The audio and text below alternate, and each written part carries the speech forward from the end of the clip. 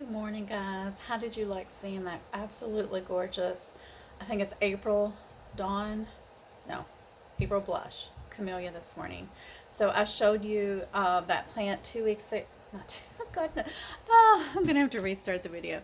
I can't even think this morning. I've only had half a cup of coffee, so maybe that's the reason. It is April Blush Camellia, and we looked at it 2 days ago, the last time I was out in the backyard working. And it was beautiful then, but wasn't it just stunning to see it open full bloom, that first bud to open? It's just such a special little thing for today. So I'm in the kitchen. I'm gathering up a few plants that we're going to take outside. It's part sun today. We might get a slight drizzle, but the rain will start tomorrow, so I really need to get a lot of stuff done today. Anyways, we're going to take these 3 plants out. I have been growing them as house plants for the last 6 weeks. I think I started them all the last week of December. So I've got Roman chamomile, some tetradill, and lettuce. So this lettuce has already been harvested once, and I'm going to acclimate it to the outside because I should be able to cut and come again maybe 2 more times. So let's take a peek. Okay, so this is our Roman chamomile, and I've started giving him a little bit of outside time to get him ready for outdoor. He's somewhat cold hardy, so he will be fine after, a week or 2 of hardening off. This is one of the snapdragon vines that I saved before we got a really hard frost. It's the only one I have because the others died. I only brought one in the house, so I will transplant him outside when it's nice and warm, like May-ish. This time will stay. That's my indoor time. This tetradill, I'm in the process of also hardening off so it can live outside in this pretty little pot.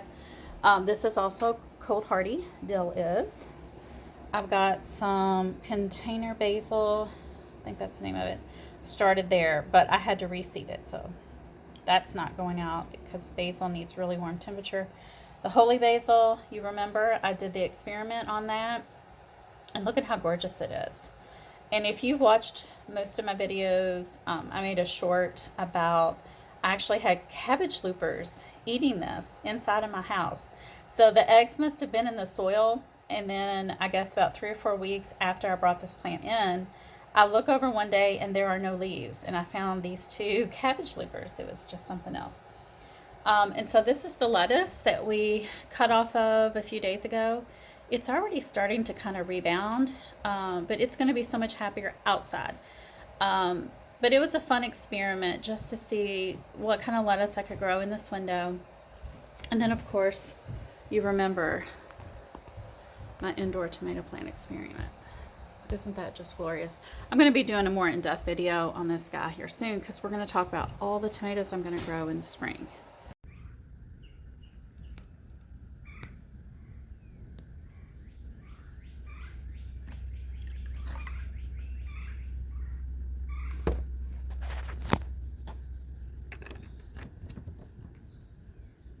So a little bit of that fertilizer, you can see, goes a really long way. Look at how rich that looks. I'm just kind of using this up today. It's not really that it's specifically recommended for what I'm working on today. It's just that I needed to use it up. It's a couple years old. It's getting really thick in there, and I added some hot water and kind of shook it and loosened it up, and it's usable. So you've got your NPK. So 7, and then the 4 and the 10. 10 is the potassium, 7 is the nitrogen. So you got nitrogen, phosphorus, potassium. So the 7 will be your foliage, your nitrogen. The 4 is more of just your root development and soil health underneath, with the roots and the plant growth. I guess more of what you can't see. And then 10 is just overall well-being and health for the whole plant, and also it helps with flowering when the plant is actively producing fruit and or flowering. So today there's a cabbage here in this planter behind me. He needed a little something because he's looking, well, we'll just go look at him. He's just looking slightly pale yellow a little. And I have not fed him because I didn't want him to actively grow right now. But now that it is warming up, and to me it feels like spring, I'm going to start feeding him a little and see if he can wake up and start really growing fast. What else? So what we're going to take care of here on my little duck box, in addition to fertilizing a few things, I've got these guys, the dill, the lettuce, the Roman chamomile.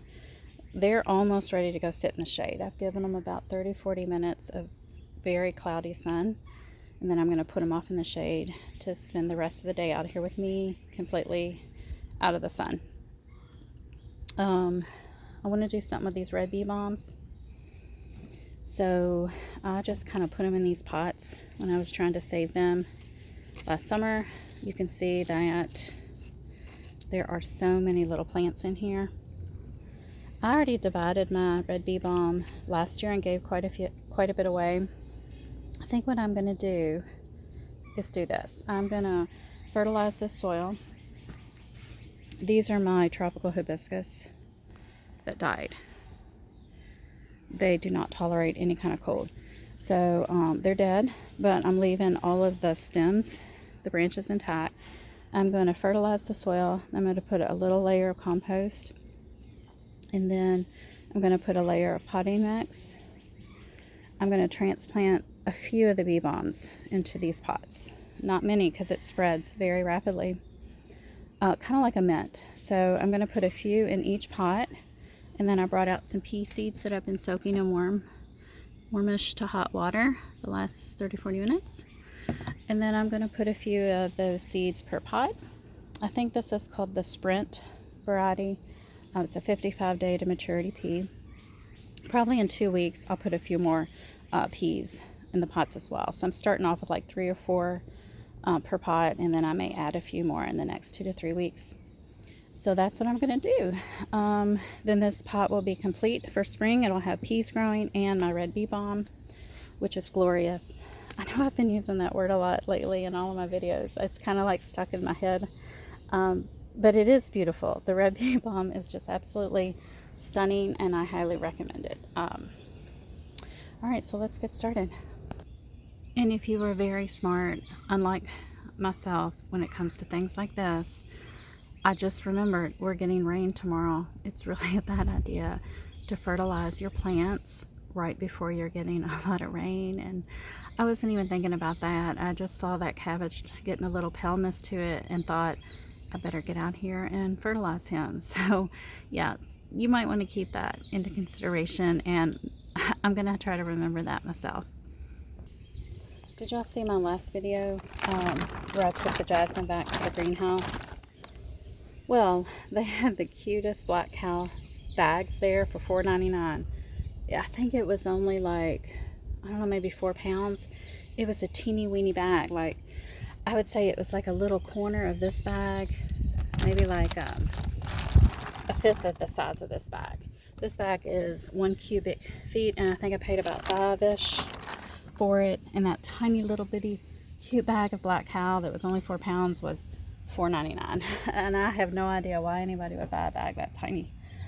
It was just kind of funny, but so cute.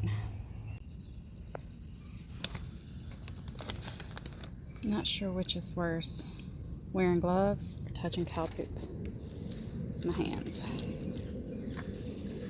I hate wearing gloves in the garden, but when I think about this being cow poop, sometimes it feels a little bit gross, but not too bad. It really doesn't even smell. Well, just slightly. Not too bad.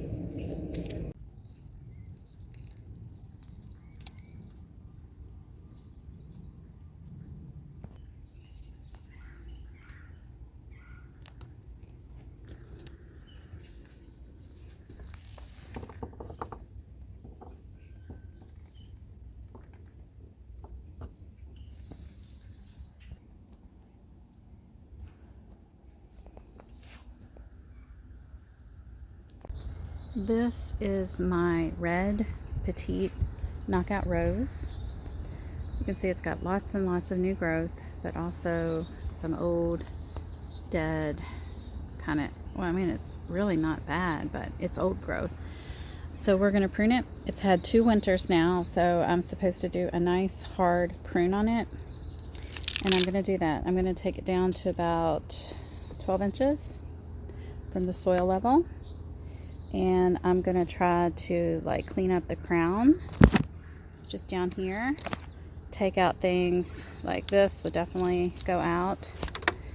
And any branches that cross over, we're going to take those out. And just make it nice and open and clean. And then what I'm going to do is give it a little bit of a feeding with the fertilizer I made earlier. I went and I dug up some of my creeping thyme. I'm going to use that on the very edges to make like a cascade effect with the creeping thyme. And also I'm hoping this will help with maybe some pest control. Japanese beetles love roses. I don't know if this will help at all with that, but I thought it would look pretty nonetheless. And I have this heather that I saved when I was cleaning up out front a couple months ago. I'm going to check and see what the roots look like. I'm pretty sure that I did save it. I mean, it feels, actually it doesn't feel very rooted at all, actually. Okay, so we do not have heather. I've had this in a pot for 2 months thinking it was still alive with roots. I'll just double check and make sure there's nothing in there. Oh, that's so sad and disappointing. Okay, so I do not currently have any heather unless the one I cut down to the ground out front survived. I doubt it. So I didn't like it that much anyway. It's really hard to keep happy. So we're just going to put some creeping thyme after we prune this rose. It is so important that you disinfect your pruners before and after pruning roses. They carry a lot of diseases and you don't want to transmit those to other roses. I know it's hard to cut all this new growth, but I really think we need to do it to make it look nice and healthy for spring and summer.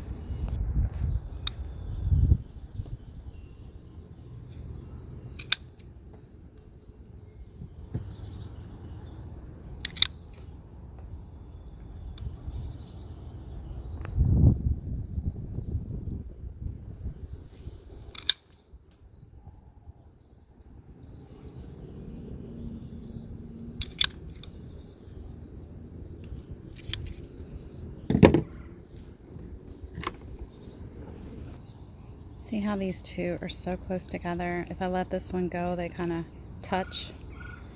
So we need to make a decision which one to keep. You don't want your branches to cross over like that and touch. So I think I will prune this one, the top one. It looks older and darker. So I'm just going to get my pruner and snip right there. I kind of don't like this branch here that goes over top of this other branch, but for now I'm going to leave it. I'm about halfway done now. You can see it's starting to look more open and thinned quite a bit. So for now, pretty happy with this. We may come back in a little bit and prune up some more. This is actually more like a height of probably 18 inches from the soil level. But I think it's fairly open, and this will still provide plenty of nice, pretty, petite red blooms not too far in the future. I will say it's a personal preference, but for me, I do not like knockout roses.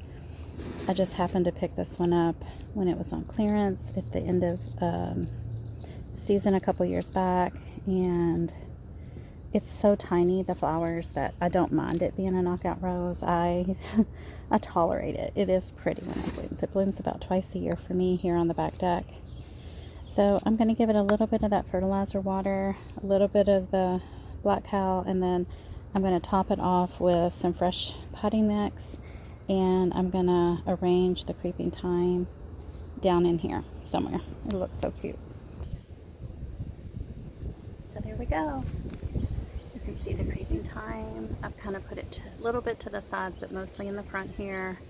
I may put a little something else in the back there eventually. I'm not sure yet. But look at it. It's nice and open. The crown is fairly open. Everything's been pruned. All the dead leaves from last year are gone. I think it looks really good. Now, forgot to mention when I was talking about this red bee balm. See the white powder? That is powdery mildew. And that's because I had these guys tucked back here all winter to keep them a little bit protected since they were in a pot. But once they start getting sun again and well taken care of and less crowding, they'll be fine. That will go away. And then you saw these guys. They're done. The peas and the red bee balm. Now I'm going to work over here, and I'm not going to do much. This is my pineapple sage. It may not have made it through the winter, so I'm not going to invest a lot of resources into this guy. All I'm going to do is cut down the top growth, take off that insulator that I had over winter, and maybe just put a little soil here on the root ball. As you can see, over the winter it kind of eroded. And that's it. And then I'm going to stick it back there under the bay window in case we do get a little bit more cold weather. This is not a cold hardy plant at all. Here is some gorgeous catmint that I grew from seed, probably late last summer into fall. It did really well. It's overwintered really well. The only thing is that this rose did not make it. It struggled last summer horribly, even though I was giving it not full sun, more part sun-ish to sun. It did not take the heat at all. It did not like the heat here. This was Julia Child. It was a Mother's Day gift, and it was expensive. And this is why I like to buy like bare root roses, because it's really disappointing to lose a rose of this size and cost. But I've done the scratch test several spots, and you can see it is like brown bark. It's definitely dead. Very, very sad. I don't really like yellow roses anyway. I only have one because it's like a memorial rose. This one, it was pretty, but like I said, it would wilt every day. In this part sun location, it would just wilt. Did not do well at all. So I'm just going to leave it in the pot until I'm ready to put a tomato. So a patio tomato will actually go in this pot with the catmint, which will be a great companion plant. And the dwarf or patio tomato will do great in this location and this pot. And for comparison, we'll come over here to my fig. This is, I think it's called Bear something fig. It's a dwarf fig. You can see I did the scratch test on the bark on a branch. And what do you see? You see this gorgeous bright green growth underneath. So that's how you can tell if your dormant plant is actually still alive.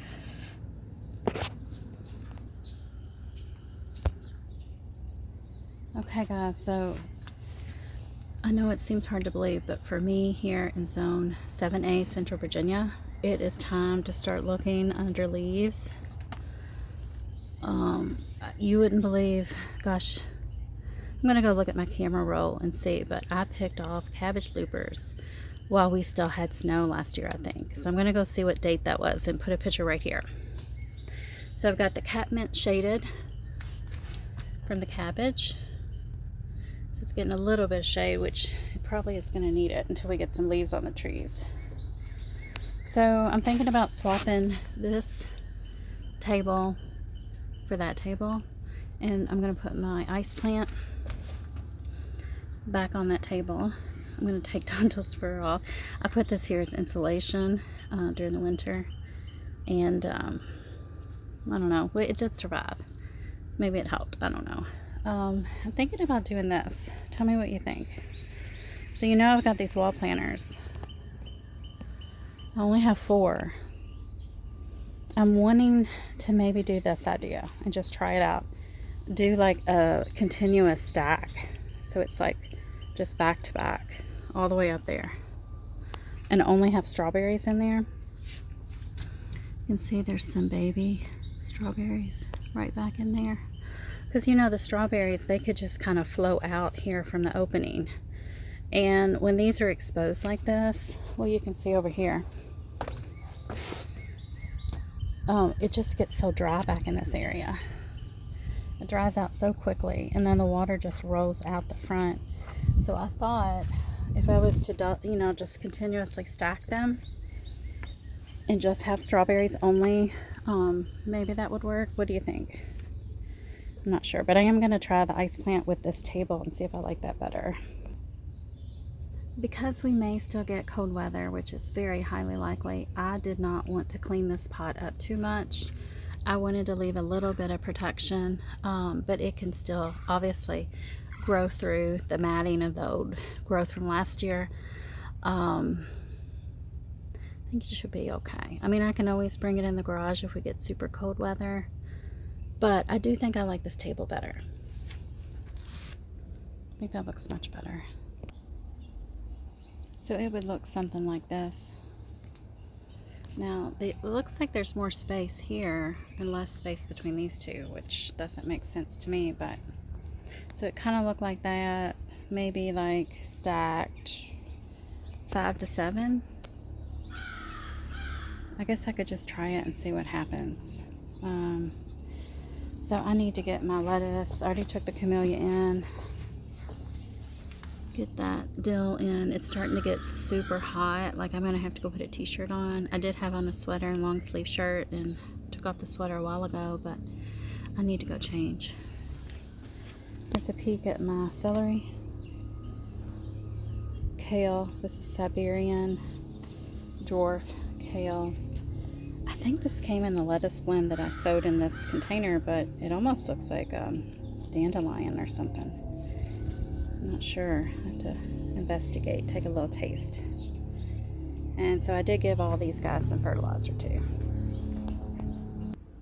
Okay guys, this is what you call being the worst plant person in the world.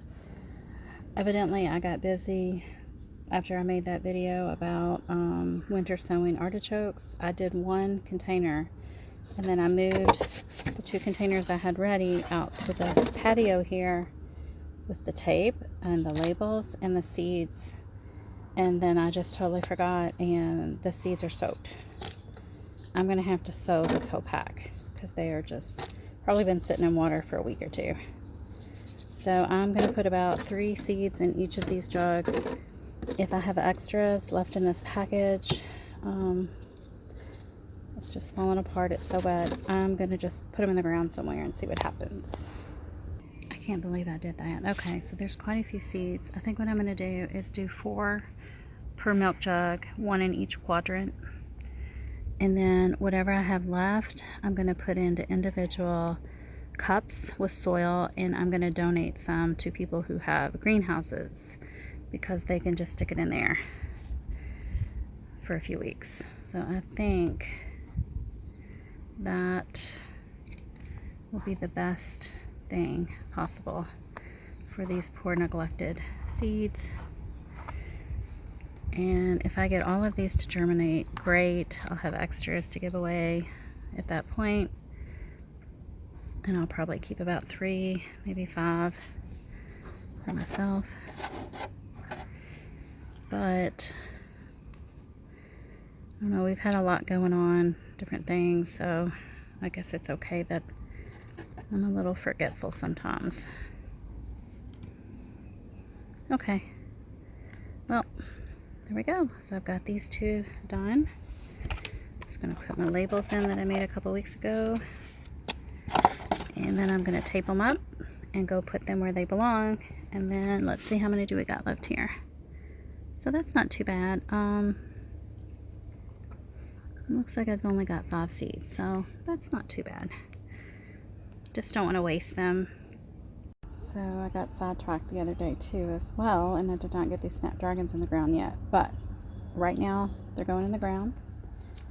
Got that area seeded with the micro clover grass blend, and I moved a strawberry right here, some creeping thyme.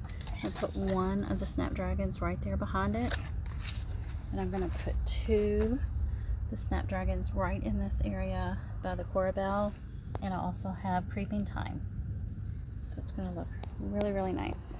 So I got a clump of the snapdragon that I rescued from those one planters planted there, and